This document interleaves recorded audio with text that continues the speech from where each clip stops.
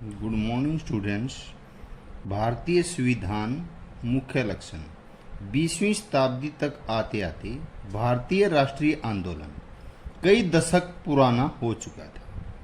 स्वतंत्रता संघर्ष के दौरान राष्ट्रवादियों ने इस बात पर काफी विचार विमर्श तर्क वितर्क राय दी।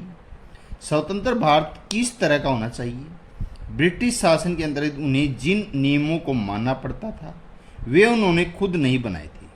औपनिवेशिक राज्य के लंबे अत्याचारी शासन ने भारतीयों के सामने इतना जरूर स्पष्ट कर दिया कि स्वतंत्र भारत को एक लोकतांत्रिक देश होना चाहिए। उसमें प्रत्येक नागरिक को समान माना जाएगा, जाति के, धर्म के, लिंग के आधार पर बराबर होना चाहिए।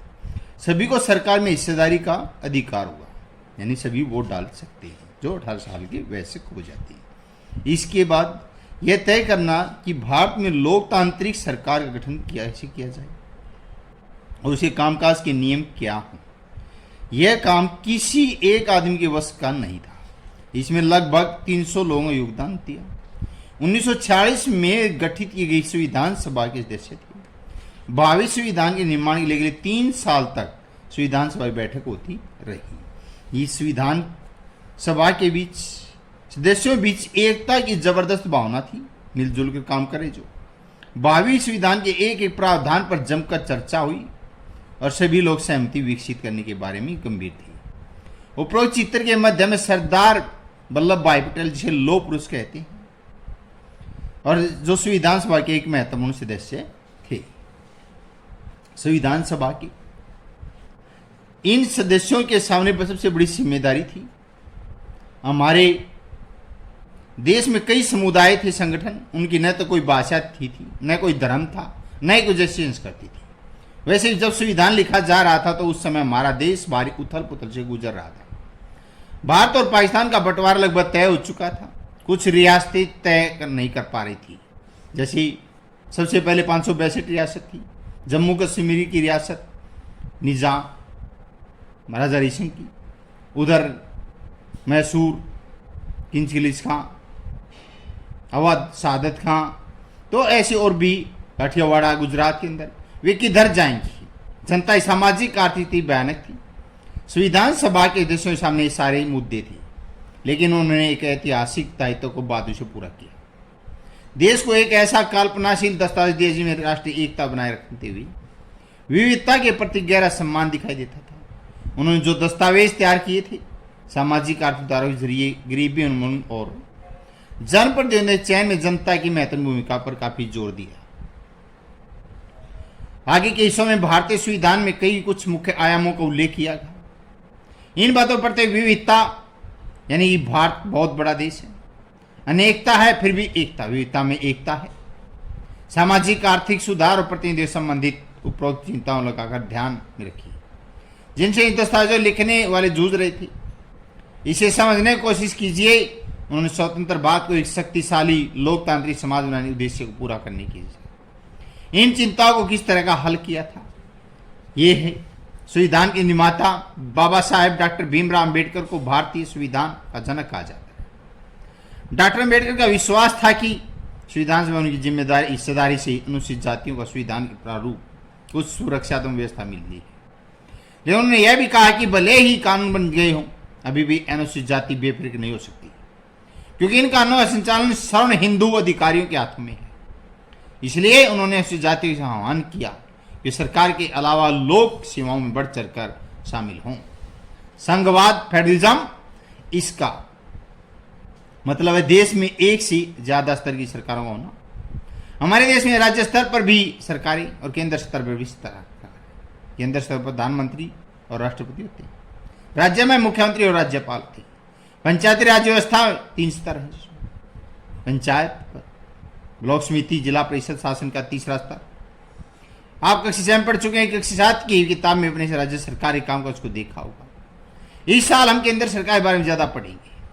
भारत इतने सारे समुदायों की स्थिति, सीधा मतलब यह था कि यहाँ शासन की एक ऐसी व्यवस्था जिसे विकसित करनी होगी जिसमें राजधानी दिल्ली में बैठे मुट्ठी भर लोग ही पूरे देश के फैसले न लेने लगे।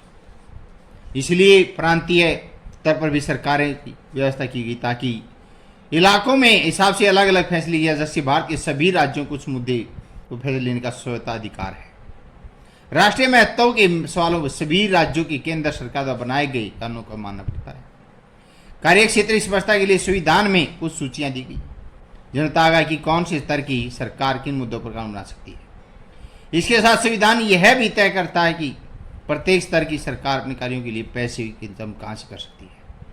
संघवाद के अंतर्गत राज्य केवल केंद्रीय स्तर की प्रतिनिधि होती है, उन्हें भी संविधान से ही अपनी ताकत और अधिकार मिलती है। भारत के सभी लोग इन सभी स्तरों की सरकारों द्वारा बनाए गए कानूनों नीतियों के अंतर्गत ही आते हैं। संसदीय शासन पद्धति सरकार के सभी स्तरों पर प्रतिनिधियों का चुनाव लोग खुद करते हैं। कक्षा 7 की किताब के शुरू में कांता की कहानी की दी गई कोड डालने के लिए कतार में खड़ी हुई है। भारत का संविधान अपने सभी वयस्क जो 18 साल के नागरिकों को वोट डालने का अधिकार दिया देता है। संविधान सभा सदस्य जब संविधान की रचना कर रहे थे तो उन्हें लगा कि स्वतंत्रता संघर्ष ने भारतीय जनता को वयस्क मताधिकार प्रयोग करने योग्य बना दिया। उन्हें विश्वास था कि इसे न केवल लोकतांत्रिक सोच व तौर तरीके का प्रोत्साहन मिलेगा, बल्कि जाति का, वर्ग का, धर्म का और मर्द के फर्क आधारित ऊंच नीच की बेड़ियों को तोड़ा जा सकता है। सार्वभौमिक मताधिकार का मतलब है कि अपने प्रतिनिधि चुनाव में देश की सभी लोगों की सीधी भूमिका होती है। इसके अलावा हर व्यक्ति खुद भी चुनाव लड़ सकता है, चाहे वह किसी सामाजिक पृष्ठभूमि से हो। ये प्रतिनिधि जनता के प्रति जवाबदेह होते हैं। लोकतांत्रिक कार्यपद्धति में प्रतिनिधि क्यों महत्वपूर्ण होता है, इसके बारे में आप इसकी पुस्तक की दूसरी इकाई में विस्तार से पढ़ेंगे। जब संविधान सभा ने सार्वभौमिक अधिकार इस सिद्धांत की स्वीकृति दी तो सभा के सदस्य A.K. अय्यर ने कहा था कि यह कदम आम आदमी और लोकतांत्रिक शासन की सफलता में गहरी आस्था था। 2 तक है। इस विश्वास पर आधारित है कि वैश्विक अधिकार के जरिए लोकतांत्रिक सरकार की स्थापना ज्ञान दिलाई। यह आम आदमी की कुशल क्षेम, जीवनस्तर, सुरक्षा, सुविधा, बेहतर जीवन स्थिति के प्रोत्साहन देगी। नीचे चित्र है। लोग अपना वोट डालने के लिए कैसे कतारों में खड़े होते हैं, आम आदमी ने आपने देखा भी होगा। आगे प्रश्न देखिए। नीचे दिए गए 2 दस्तावेजों के हिस्सों को देखिए। पहला कॉलम 1990 का नेपाल के संविधान का, दूसरा कॉलम नेपाल की ताजा अंतरिम संविधान में लिया गया है। 1990 का नेपाल का संविधान भाग 7 कार्यपालिका, अनुच्छेद 35 कार्यकारी शक्तियां नेपाल अधिकार राज्य की कार्यकारी शक्तियां महामहिम नरेश एवं मंत्रिपरिषद में नहीं थी, यानी कि राजा के पास थी। 2007 अंतरिम संविधान भाग 5 कार्यपालिका, अनुच्छेद 37 कार्यकारी शक्तियां नेपाली कार्यकारी शक्तियां मंत्री में निहित परिषद में निहित होती है।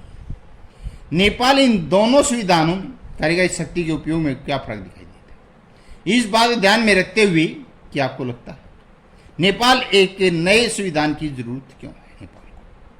नेपाल में 1990 में संघर्ष के बाद लोकतंत्र की स्थापना हुई। वहां पर 1990 में नया संविधान लागू किया गया। 1990 संविधान अनुच्छेद 35 के अनुसार सरकार की समस्त कार्यकारी शक्तियां राजा के हाथ में थी। वह राज्य और सरकार दोनों का अध्यक्ष था। उसकी शक्तियां असीमित थी। वह इन शक्तियों का प्रयोग करके तानाशाह बन सकता था, लेकिन नेपाल के लोग राजा को असीमित अधिकार प्रदान करने वाले इस संविधान को नहीं चाहते थे। वे संविधान के फलस्वरूप बदलना चाहते थे। उन्होंने राजा की सत्ता खत्म करने के लिए निरंतर संघर्ष चलाया। 2006 में सफलता हासिल हुई। 2007 में नेपाल में अंतरिम संविधान को स्वीकार किया गया। 2007 की संविधान की अनुच्छेद 37 के अनुसार सरकार की समस्त कार्यकारी शक्तियां मंत्री परिषद में निहित होंगी। वास्तव में बदल दी हुई परिस्थितियों में नेपाल को एक नए संविधान की आवश्यकता है। पुराना संविधान देश की जनता के द्वारा किए गए संघर्ष के आदर्शों के अनुरूप नहीं है। अगर निर्वाचित प्रतिनिधि शक्ति पर कोई अंकुश न होता तो क्या होता? लोकतंत्र व्यवस्था वाले देश में शासन जनता द्वारा निर्वाचित जनप्रतिनिधियों द्वारा चला जाता है। संविधान में दिए गए प्रावधान उन जनप्रतिनिधियों अंकुश लगाने का काम करते हैं। यदि निर्वाचित प्रतिनिधि शक्ति पर कोई अंकुश न होता तो इसे लोगों में भारी अन्याय हो सकता था। इन परिस्थितियों में ये जनप्रतिनिधियों कार्यकारी शक्तियों के प्रयोग अपने निजी हितों को पूरा करने के लिए करते थे। आम जनता के दुख तकलीफों को ध्यान में बिल्कुल भी नहीं था जाता। आम जनता को भेदभाव का सामना करना पड़ता, उनके स्वतः का हरण हो जाता। भारतीय संविधान ने नागरिक को मौलिक अधिकार प्रदान करके निर्वाचित प्रतिनिधि नियुक्ति पर रोक लगाने का कार्य किया। आज यही, धन्यवाद।